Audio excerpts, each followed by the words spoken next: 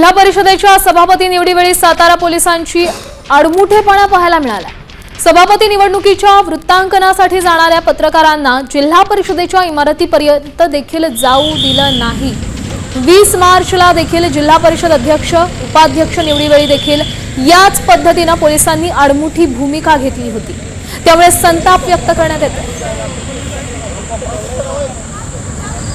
सातारा जिल्हा परिषदेच्या आज सभापती निवडी पार पडतायत। साताऱ्यामध्ये एकूणच ज्या अध्यक्ष उपाध्यक्षांच्या निवडीच्या वेळी जो गोंधळ झाला त्यानंतर पोलीस प्रशासन आता मोठ्या प्रमाणात पोलीस बंदोबस्त इथं तैनात केलेला आपल्याला पाहायला मिळतोय। एकूणच पत्रकारांना सुद्धा आतमध्ये जाण्यासाठी मज्जाव करण्यात येतोय।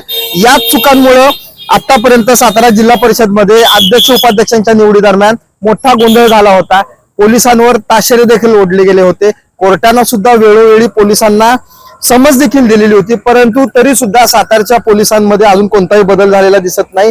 कोणत्याही गोष्टीमध्ये सातारचे पोलीस थांबताना पाहायला मिळत नाहीये। पत्रकारांना मज्जाव केला जातोय। त्याच्यामुळे एकूणच या सगळ्या परिस्थितीवर नागरिक आणि इतर सर्व कर्मचाऱ्यांना सुद्धा इथं वेठीस धरल्याचं पाहायला मिळतंय।